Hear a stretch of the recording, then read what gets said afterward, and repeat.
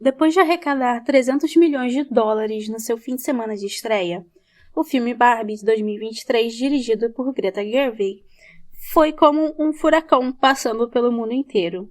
Em sua passagem, esse furacão deixou para trás os grupos vestidos de rosa indo para o cinema e alguns homens revoltados com o sentimento feminista ou anti-homem que supostamente existe no filme. Para esclarecer um pouco essas ideias, o filme só poderia ser considerado feminista da maneira mais superficial e palatável possível. É claro que usar termos como feminismo e patriarcado vai gerar essa imagem de um filme rebelde. Mas seria ingênuo demais imaginar que uma produção de 145 milhões de dólares feita pela Warner Brothers e a Mattel tenha qualquer mensagem muito profunda. Não são questionados de verdade os papéis sociais durante o filme. Apenas são repetidas frases que são tão revolucionárias que poderiam muito bem fazer parte do comercial da Dove que passa antes do filme começar. Talvez esse imaginado ódio aos homens venha de alguma falta de compreensão básica.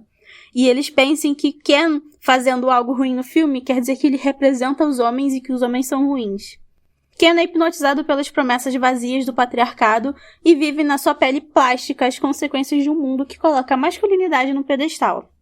Talvez, como Ben Shapiro falou na sua crítica, esse ódio aos homens seria o fato de que a Barbie não fica com Ken no final, e ambos precisam descobrir as suas identidades individuais fora da ideia de romance hétero que para ele parece ser sagrado. Eu também queria comentar o fato de que um mundo imaginário simplificado, sendo usado como uma metáfora para o nosso mundo, nunca acaba funcionando. Como no B-Movie, quando Barry muda o status quo da sua colmeia para no fim perceber o quão errado foi fazer aquela revolução, volta tudo ao normal e muda apenas a sua vivência individual. Ou como em Harry Potter, quando o vilão é derrotado e todo o sistema do mundo da magia que proporcionou todas aquelas atrocidades de acontecerem continua em vigência e o Harry se torna um policial. Em Barbie Land ocorre uma revolução que por si só faria sentido porque a vida é sim injusta para a classe social Ken. A nossa protagonista restaura o status quo antes que o filme acabe e fica tudo bem. Não temos feminismo, não temos rebeldia, não temos nada. Porém, esse filme é 1h e 54 minutos de diversão e imagens lindas. O cenário é encantador. A equipe de set design foi perfeita, com as referências aos brinquedos e toda a beleza, todas as cenas de efeito prático. Não tem dúvida que comercialmente, em questão de produção, a Barbie é a maioral. Pelo menos a Barbie do filme, pois a Barbie da vida real, a boneca é outra história, que a gente pode analisar depois. Quando a Barbie protagonista começa a ter pensamentos sobre morte e os pés chatos, ela precisa ir ao mundo real para resolver os problemas da pessoa que brinca com ela, pois é a conexão que elas têm juntas que causa as mudanças na boneca. No mundo real, a Barbie e o Ken, que inclusive não foi convidado, eles têm epifanias bem diferentes. O filme Barbie pode ser visto e entendido de diversas maneiras.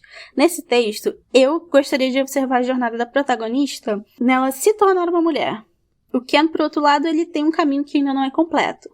Ele vai para o mundo real e descobre que as pessoas que se parecem com ele mandam no mundo. Ele se encanta com o poder que ele nunca teve, porque apesar de ser um tipo de Barbie, os Kens definitivamente são outra classe social dentro daquele mundo. Eles não têm profissões, não têm casas, não têm nada para chamar de seu. E ele começa a acreditar que o patriarcado é a vida ideal. Sabemos que Barbie Land vira um patriarcado temporariamente, porém o que acontece com o Ken principal? Ele continua infeliz. Ele começa acreditando que precisa da Barbie para ser feliz. Depois ele se cobre de símbolos vazios de masculinidade, de patriarcado, e continua infeliz e em conflito com os outros Kens, e ainda sem a Barbie. E no fim do filme, ele não tem mais patriarcado e precisa aprender que não é masculinidade, nem o romance que torna ele quem ele é. Fica para um próximo filme a jornada de autodescobrimento do Ken. A existência paradisíaca em Barbie Land pode ser considerada, na verdade, uma existência sem gênero. É claro que esse mundo está repleto de coisas que para nós no mundo real, e no mundo real de dentro do filme, são relacionadas com feminilidade. Os saltos, os vestidos, a cor rosa que é predominante, o glitter, as músicas, etc. Só que, dentro daquele mini-universo, as Barbies usam saltos simplesmente porque elas são fabricadas para andar na ponta dos pés.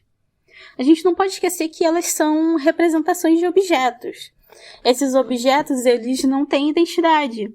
Elas foram criadas daquele jeito e elas existem daquele jeito.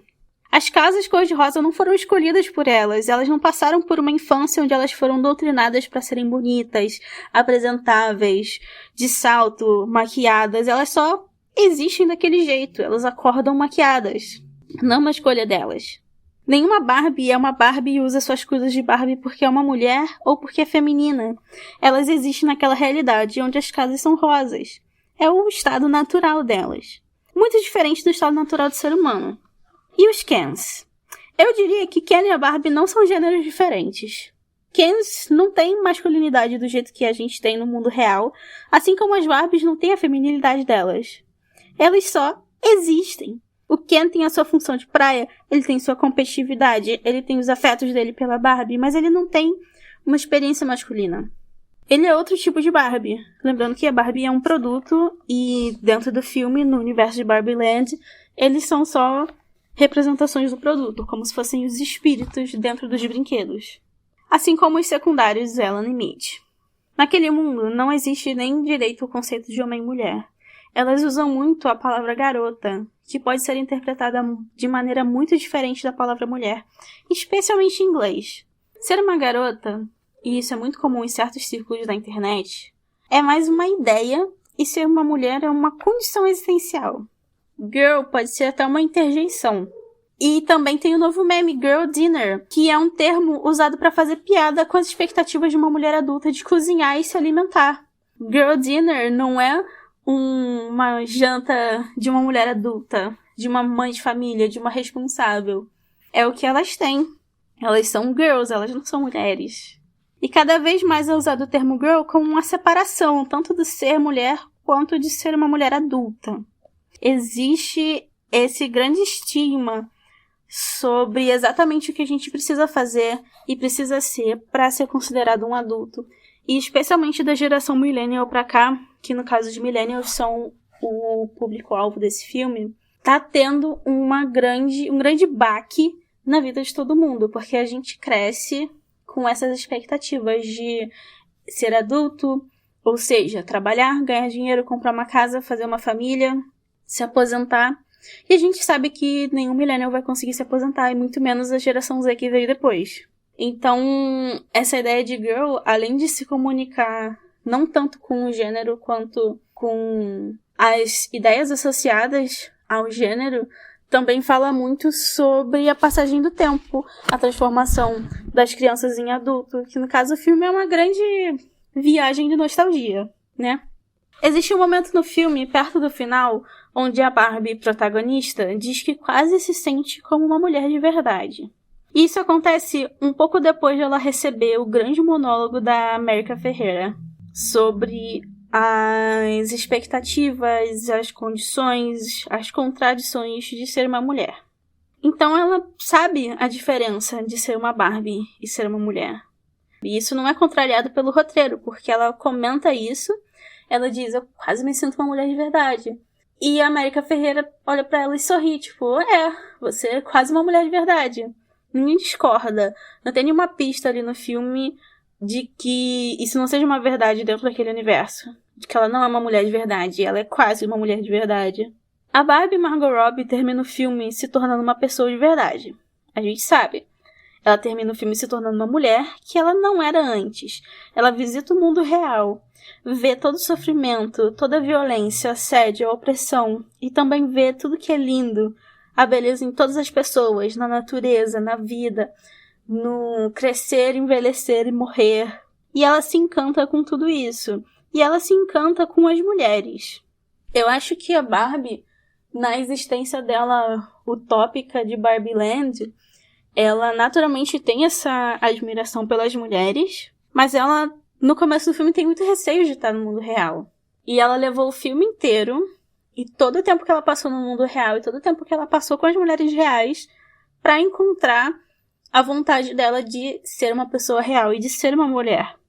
Parece besta falar sobre a jornada de uma Barbie pra ela se identificar como uma mulher. Só que a gente precisa lembrar que essa identidade não existia antes. E continua não existindo para as mulheres. Só que a gente precisa lembrar que essa identidade não existia antes. E continua não existindo para as Barbies que nunca passaram pelo que ela passou e nunca foram pro mundo real. As outras Barbies são só ideias. E ela precisa passar por um processo para se tornar uma pessoa. No fim do filme, ela é uma mulher. Não porque ela é interpretada pela Margot Robbie, mas porque ela desenvolveu a identidade dela, ela desenvolveu uma afinidade e uma identificação com as mulheres.